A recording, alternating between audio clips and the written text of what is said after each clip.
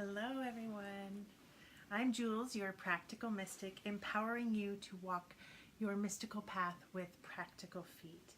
And welcome to our first Q&A session. And it's my first time doing this, so please forgive me as I get comfortable with this. So I received many questions privately about what we should talk about today. And so I picked one question that actually seemed a lot of people had this question or this overarching kind of a theme. And so we'll just dive into it. First, we start everything with an intention or prayer. And so we're going to call on our ancestors and our spirit guides to help us in this session today. So if you're hopping on here, feel free to just pop me a little message, tell me where you're watching from, and hopefully I can navigate the live comment feed and enjoy. And if you have any other questions or comments, just pop them down below, and I'll do my best to get to them as we're doing this Q&A session. So the way that I learned to pray is by acknowledging the many directions, the 7 directions in our world that can be felt and found, and is the basis for many different mythologies and many different wisdom traditions all over the world. And in the Northern Hemisphere, we talk about it in a specific way, and in the Southern Hemisphere and other parts of the world, they may talk about it in a slightly different way. And this is where I am, so I'll just do it from the perspective of where I am. So, guardians of the 4 winds, guardians of the East, the place of the visionary, the good and true and beautiful allies of the East, the place of illumination and inspiration. We welcome you into this session today. We acknowledge you here. We thank you for your wisdom.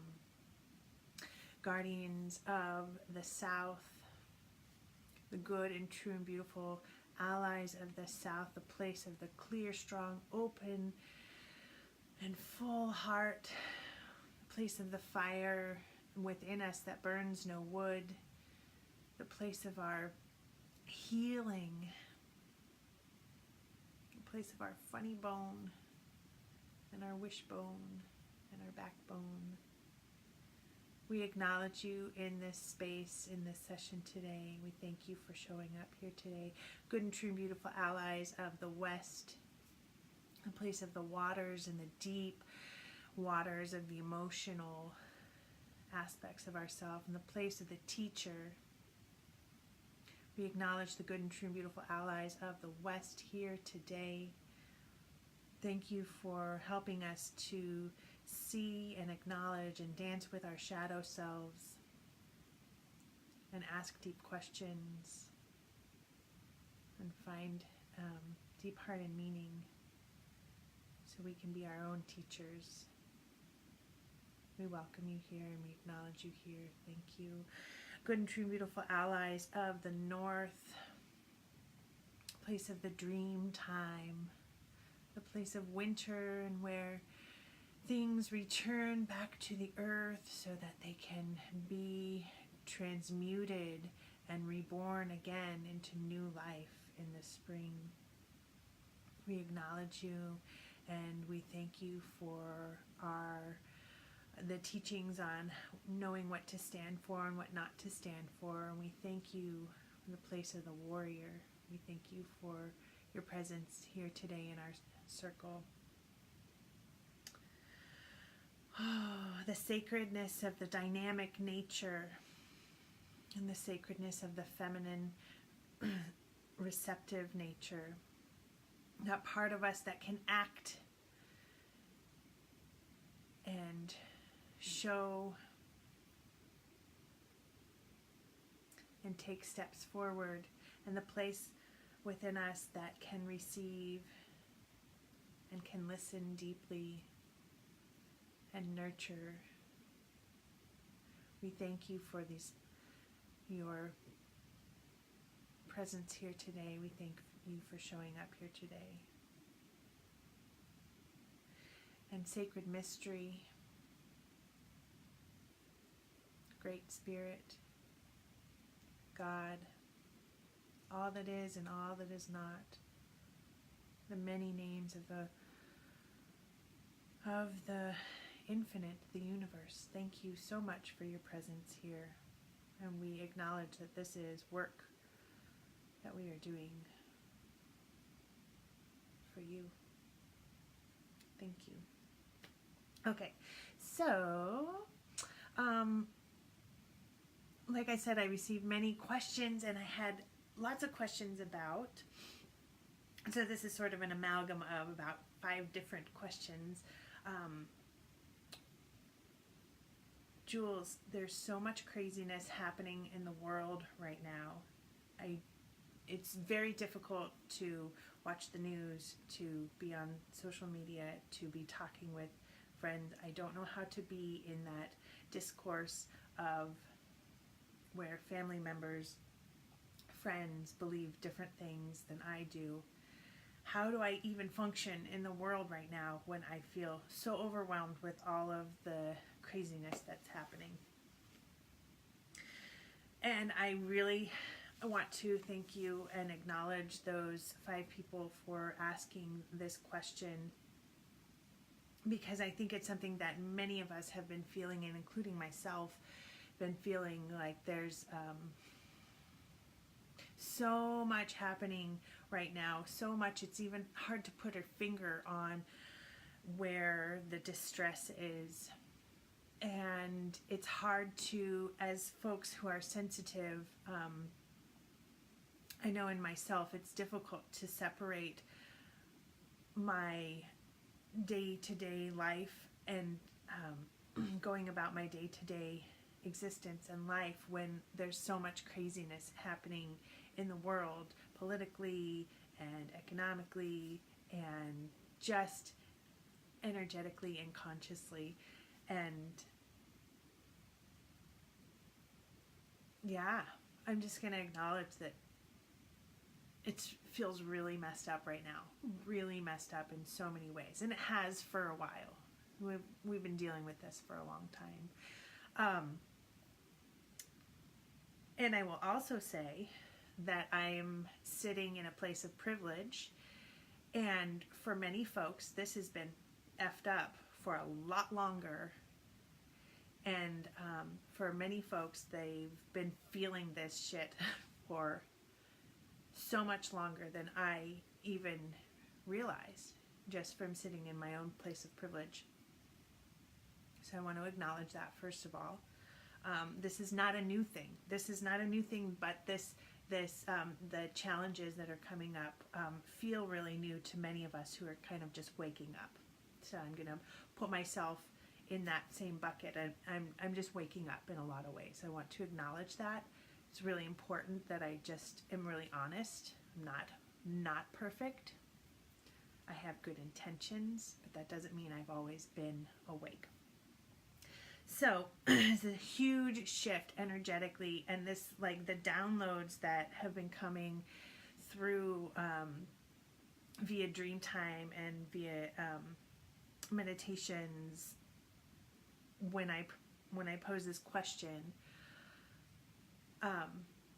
There's this massive energetic shift that's already been happening for quite some time, for about 10 years. And our consciousness on all levels is shifting and changing, and people are waking up, and it is really not comfortable. But like I said before, it's not been comfortable for many folks for as long as they've ever known it. So discomfort is not, it's not a big deal. It's a teacher. It's a teacher for us. So what can we do about this? How can we go about our daily lives? How can we operate in this world? Well, it is not in everyone's path to stand on picket lines, or to go to protest rallies, or to it's not in everyone's path to do these kinds of things that feels really on the front lines, kind of, to get into politics and things like that. But we are all walking, whether you feel like you are or not, we are all walking a very sacred path in our own lives. Right now, you're doing it right now. Whether you are a parent and you are raising children, that is a form of advocacy. That's a form of being an advocate and for changing the world. That's amazing. If you are somebody who works in retail, for example, you are with people every single day, and part of what these challenges have been bringing to us is not really knowing who to trust, and not really knowing how to talk to people, and feeling this kind of craziness that's happening. So if you're on the front lines of, for example, being a in customer service, you just meet somebody heart to heart. You serve them a cup of coffee and you have a little conversation, and that can be a healing balm for somebody else who is having a really challenging day or needs that one-on-one human connection. A lot of folks stress that it's really important to be connected to nature, and the easiest way for us to connect to nature, to return to nature, is to connect with our fellow human beings. We are all nature. We are all nature.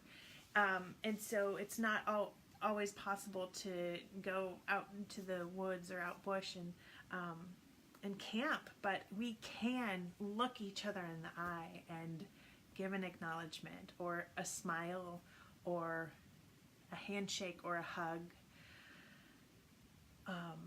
share a joke. So these are ways that we can begin to elevate the vibration and begin to add our own form of light and healing to the world. Every single person is in their own place with this. For some folks, it really is in your path to make an impact in a different way, to be able to travel to various places and make your voice heard. And for some folks who are living outside of their home country, for example, maybe you can advocate in different ways.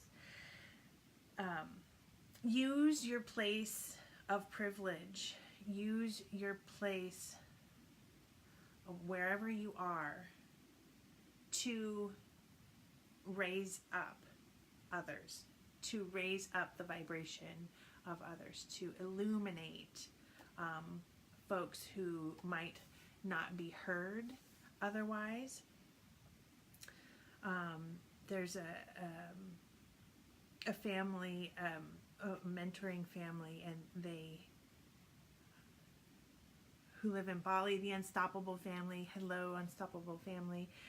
And one of the things, they bring in a lot of clients and they make money, and then they always give it back. They have programs where they give back to the world by donating school uniforms, by donating to these good causes. Be one of those folks. If you're a business owner, set aside a portion of your profits to give back to the world in a way that you feel most called to do, because we can't all give back in the same way.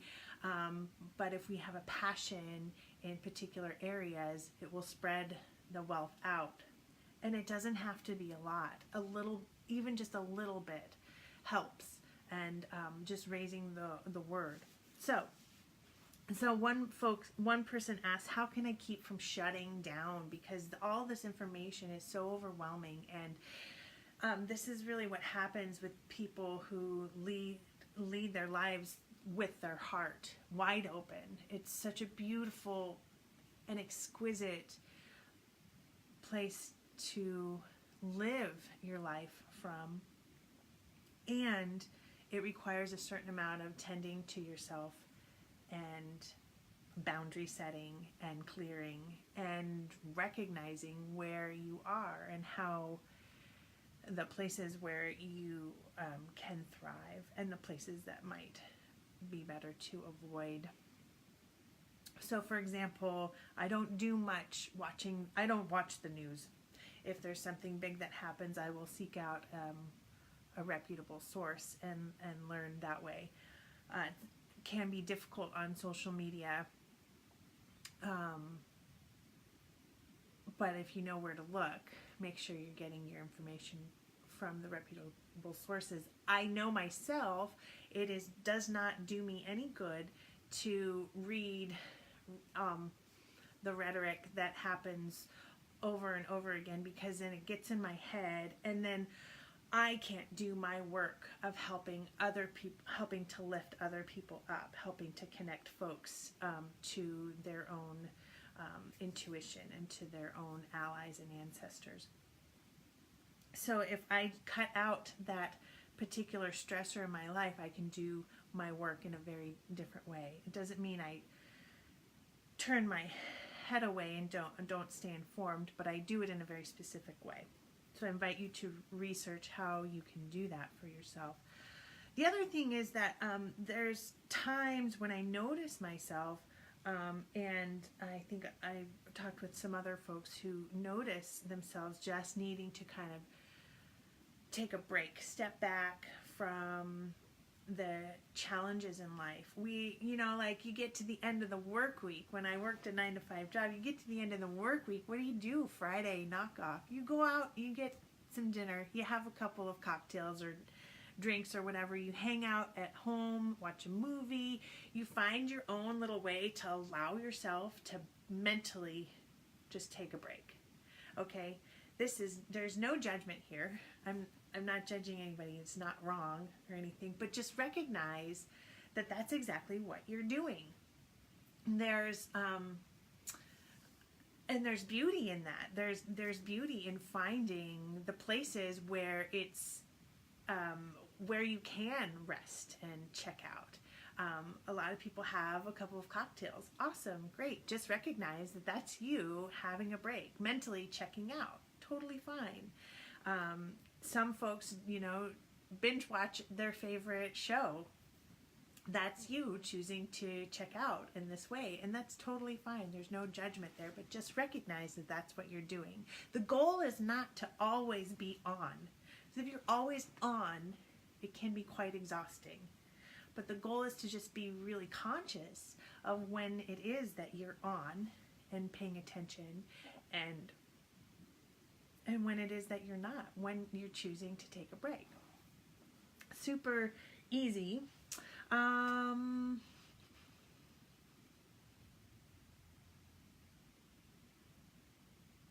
just checking my notes here. Thanks for your patience. So another thing that you can do, where you can feel like you're doing something to help shift the vibration or change the world, especially when it feels so chaotic. There's like a million different things that can be done. And I myself have felt that overwhelm, especially when I go to, let's use grocery shopping for an example. You go to the grocery store, you want to buy the healthiest things for your family and the things that your family will eat while still feeling really good about yourself. So in my mind, I'm thinking, okay, well, it's like, I'd really like to just buy like really awesome, organic, preferably local things. I know that my body loves those things, but I really want that delicious ice cream over there, and it's my favorite. It's not organic and it's not local, and it's really full of sugar, but I really want it. It's like a treat for me. So And then it's wrapped in plastic, and then it's wrapped in double plastic after that. And, you know, there's all these different layers of things that, like, all this judgment that happens. For example, when I go grocery shopping, and I think to myself, what are the 1, 2, 3 things that I can do in my life now that are going to make a difference, where I feel like I'm making a difference, and that's attainable, and that's not judgmental on myself. I know for myself, if I want to do something, I can't be judgmental about it. It's like, doesn't do me any good. So, for example, I stopped using styrofoam completely. I had a mentor a long time ago, and she would bring to-go containers anywhere, to any restaurant she went to, because at that time in the Seattle area they still used styrofoam, and she was just like, I can't do it. I'm adamantly against it, but I don't want to waste the food if I don't eat it all, so I'm just going to bring my own to-go containers. How easy is that? And so easy. So she didn't use styrofoam. She just wouldn't even go to places if they didn't accept her to-go containers. And I know some folks who are doing that kind of a thing with plastic right now, really being conscious about the amount of plastic that the single-use plastic that they're using, and to eliminate, to just raise consciousness. It's just about kind of raising the consciousness about, we don't really need this. I made some massive purchasing decisions this weekend that had to do with really, really limiting the use of plastic in our worlds, because we just don't need it. We just don't need it, and I can get along fine without it. So that was like one thing that I did. Another thing is, I could just say, okay, once a year I'm going to donate $100 to this organization that I really believe in.